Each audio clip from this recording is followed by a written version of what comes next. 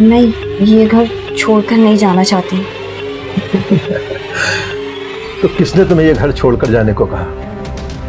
वो आप समझे नहीं। मैं आपसे शादी करना चाहती हूँ।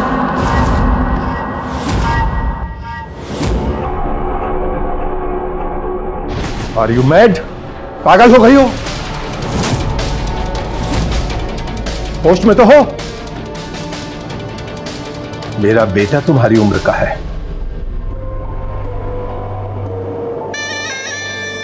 देखिए, मुझे आपसे शादी करनी है, आपके बेटे से नहीं। और अगर आप नहीं मानोगे तो मैं अपनी जान दे दूंगी।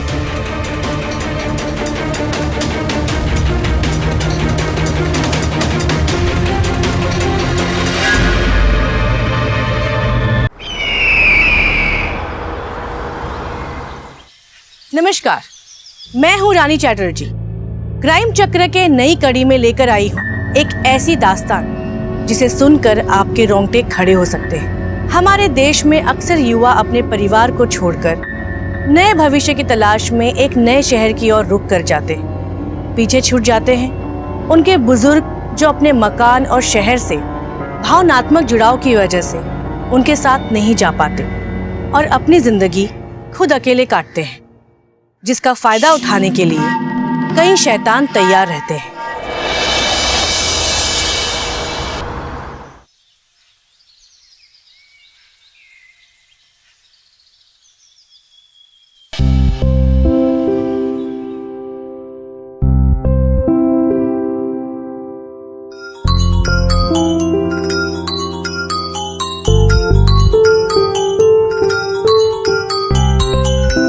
मेरा बच्चा अमर, इसे बहुत चिंता रहती है मेरी। हाँ अमर बेटा। नमस्ते पापा। खुश रहो बेटा। पापा कैसे हो आप? मैं ठीक हूँ बेटा। पापा आपको कितनी बार कहा है, कितनी बार कि आप यहाँ हमारे पास आके रहिए, लेकिन आप हो के मानते ही नहीं हो। बेटा मैं भी चाहता हूँ कि तेरे पास आ जाऊं, लेकिन क्या करूं, ये जो अपना पुराना घर है ना, इससे मेरी पूरी जिंदगी की यादें जुड़ी हुई हैं। अरे जिंदगी बिता दी मैंने यहाँ पर। तुझे पता है, तेरा जन्म इसी घर में हुआ था। मुझे हमेशा याद आता है मेरा छोटू अमर यहाँ पे दौड़ रहा है, यहाँ पे खेल रहा है। मैं तो ऐसे ही खुश हो जाता हूँ। ठीक है पापा, जब तक आपका मन करे आप वहाँ रहिए, लेकिन जिस दिन भी आपको ऐसा लगे कि अब मुझे यहाँ से जाना चाहिए, आप मुझे तुरंत बताइएगा। हाँ जरूर बेटा। ठीक है पापा, रखता हूँ मैं। नमस्ते। खुश रहो बेटा, ऑल द बेस्ट। मेरे बच्चे को बहुत चिंता रहती है मेरी। अरे अंकल नमस्ते। अरे कंचन बेटा, यूनिवर्सिटी में सब ठीक है ना? हाँ जी बिल्कुल। आज तुम्हें आने में देर हो गई। वो अंकल आजकल एक्स्ट्रा क्लासेस बहुत ज्यादा चल रही हैं, इसलिए। अच्छा, बेट तुम्हारे लिए खाना बना के रख के गई है, खा लेना। हाँ जी। क्या बात है, कुछ कहना चाहती है? अंकल वो एक्चुअली मेरी एक दोस्त है जो कुछ दिनों के लिए रहने के लिए जगह ढूंढ रही है। अगर आप कहे तो मैं उसे यहाँ ले आऊं। अब मैं रेंट भी दे दूंगी, कोई प्रॉब्लम नहीं है। देखो कंचन, मेरा इतना बड़ा घर है, मैं अकेले तो रहता हूँ, मुझे पैसों की जरूरत नहीं है। अरे मैं पेइंग गेस्ट तो इसलिए रखता हूँ कि मेरा अकेलापन दूर हो जाता है। वैसे तुम उन्हें अच्छी तरह जानती हो ना? हाँ अंकल, मेरी बहुत पुरानी दोस्त है, कोई प्रॉब्लम नहीं होगी, आई प्रॉमिस। ऐसी बात है तो बुला लो उसे। Thank you so much. अरे मेरा बेटा। Thank you.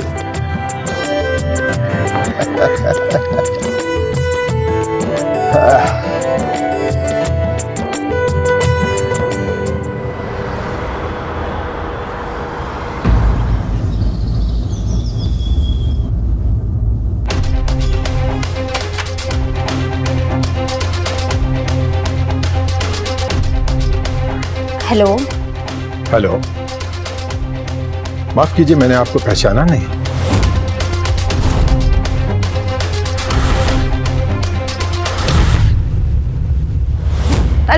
अंकल, ये रीटा है, मैंने आपको बताया था ना, मेरी दोस्त। ओ हाँ, याद आया। हाँ जी। रीटा आओ आओ, अंदर आओ।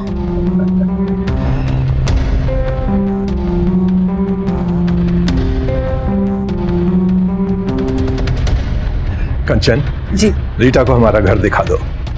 अब उसे यहीं रहना है तो इसे भी तो पसंद आना चाहिए।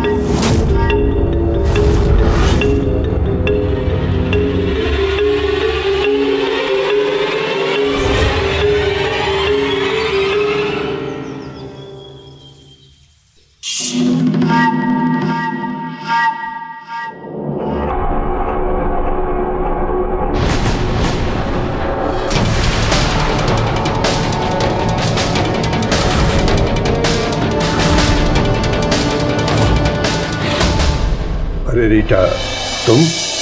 हाँ, बस नींद नहीं आ रही थी तो यूं ही टहल रही थी और आपको अकेले देखा तो आ गई। सालों से अकेला ही हूं। बीवी के गुजर जाने के बाद तो अब उसकी याद ही आती है।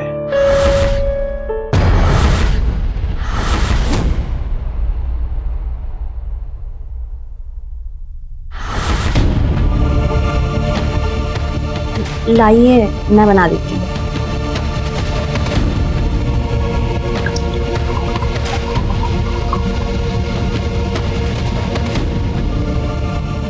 लीजिए। Thank you.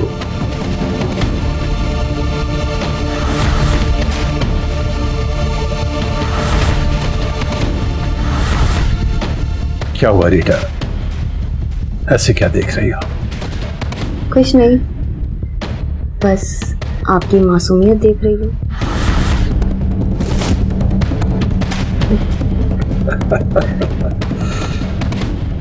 कमाल है, एक शराब पीते हुए आदमी में तुम्हें मासूमियत दिखी। कोई और लड़की होती तो पता नहीं क्या सोचती।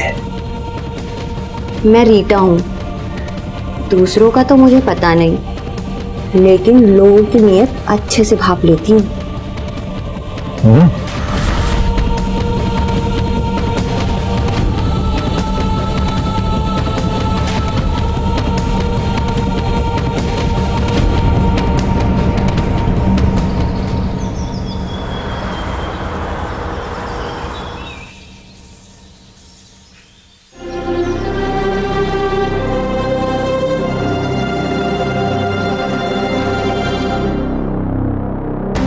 Hello Rita. अरे, आप खुद चाय बना कर ले आए? वो मेड छुट्टी पे गई थी तो मैंने सोचा मैं ही बना दूं। लो पियो।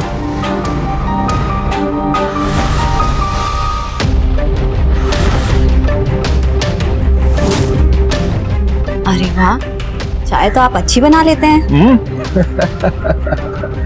Thank you. अच्छा, नाश्ते में क्या लोगे? आप कुकिंग भी जानते हैं? हाँ हाँ, मुझे सब कुछ बनाना आता है। तुम बोलो तो।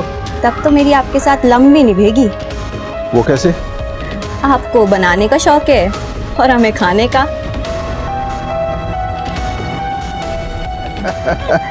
वाह, जो भी कहोगी मैं बनाऊंगा। हाँ, ये बहुत सही कहा। हम बनाएंगे।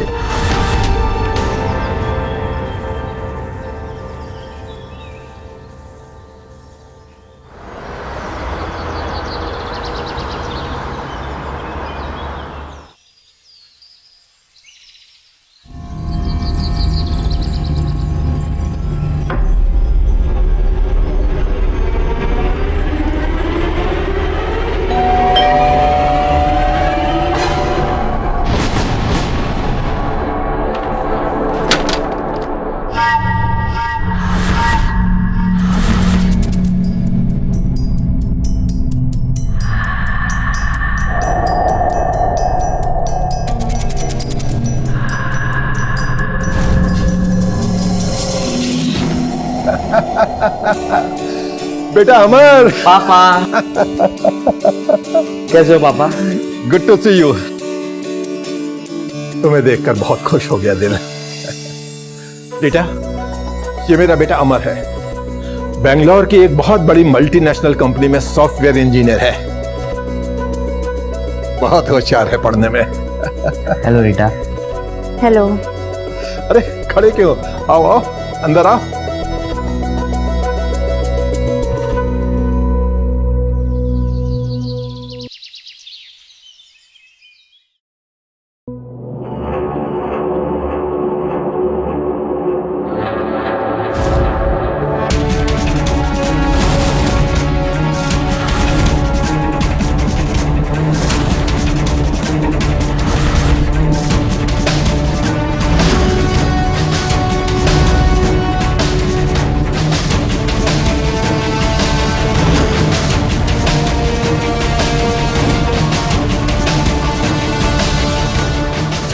ये क्या बदतमीजी है?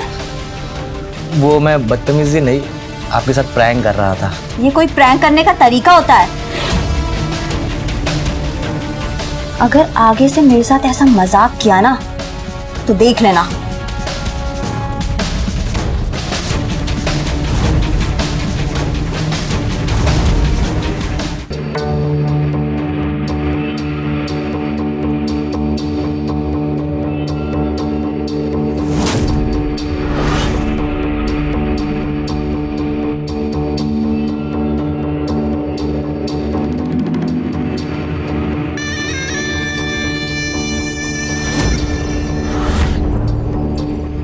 अरे आप आइए ना, वहां खड़े क्यों हैं?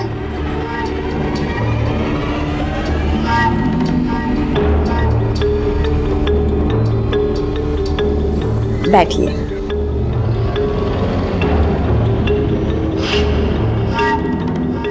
क्या हुआ? कुछ कहना चाहते हो? नहीं, ये घर छोड़कर नहीं जाना चाहती। तो किसने तुम्हें ये घर छोड़कर जाने को कहा? वो आप समझे नहीं। मैं आपसे शादी करना चाहती हूँ।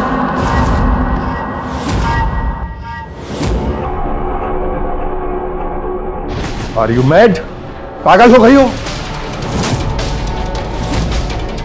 होश में तो हो? मेरा बेटा तुम्हारी उम्र का है। देखिए, मुझे आपसे शादी करनी है, आपके बेटे से नहीं। और अगर आप नहीं मानोगे तो मैं अपनी जान दे दूंगी।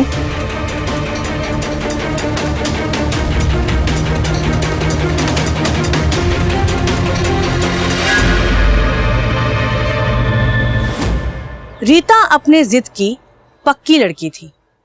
उसे कोई फर्क नहीं पड़ता था कि नरेश की उम्र क्या है। आज की युवा पीढ़ी उम्र, जाति, धर्म से ऊपर होकर सिर्फ ये सोचते हैं जो वो चाहते हैं उन्हें हासिल करना है। रीता की उम्र नरेश के बेटे जितनी ही थी, लेकिन वो अमर के प्यार को ठुकरा कर नरेश को अपनाने का फैसला कर चुकी थी, बिना ये सोचे कि इससे नरेश की खुशहाल जिंदगी पर क्या प्रभाव पड़ेगा। वैसे भी कहा जाता है, जो इश्क में होते हैं वो अंजाम की परवाह नहीं करते।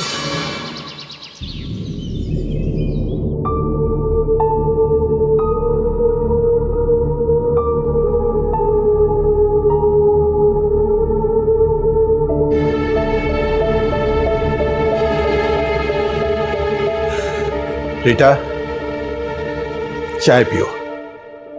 अरे आपने चाय के लिए क्यों तकलीफ उठाई? माना कि हम पति पत्नी हैं, लेकिन मेरा भी तो कुछ फर्ज बनता है ना। तुम्हारी पसंद की चाय बनाई है, लो।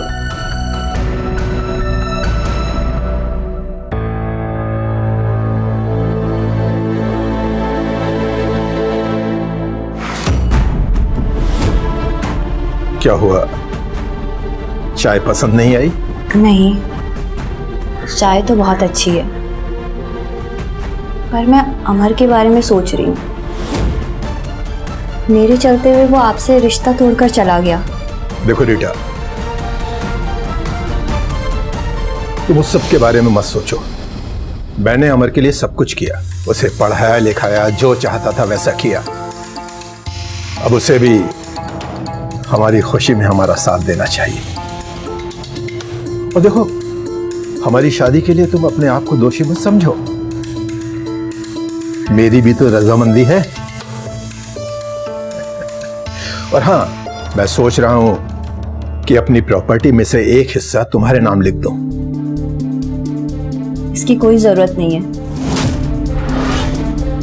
मुझे आप मिल गए ना, और मुझे कुछ नहीं चाहिए। अरे जरूरत क्यों नहीं है? मैं कह रहा हूं ना, पता नहीं मेरे मरने के बाद। ऐसी अशुभ बातें मत बोलिए। आप बैठिए, मैं आपके लिए नाश्ता लेकर आती हूँ। ठीक है।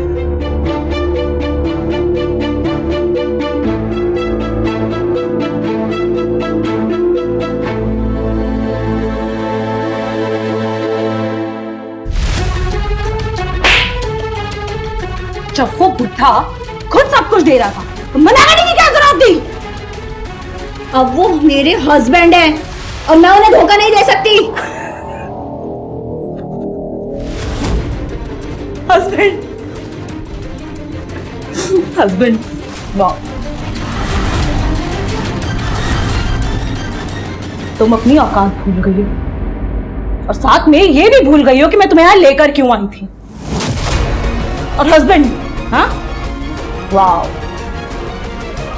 ये बात तुम भी बहुत अच्छी तरह से जानती हो कि ये पूरा रिश्ता, हमारे हस्बैंड वाइफ का रिश्ता, झूठ पे टिका हुआ।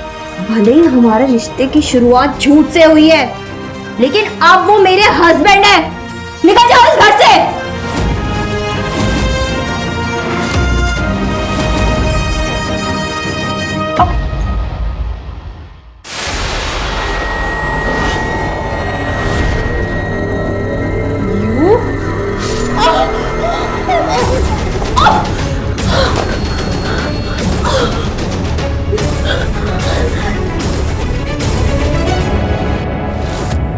नरेश जैसे बुजुर्ग भावनाओं में आकर जिस चीज की सहमति देते हैं वही बहुत बड़े विनाश का कारण बनती है।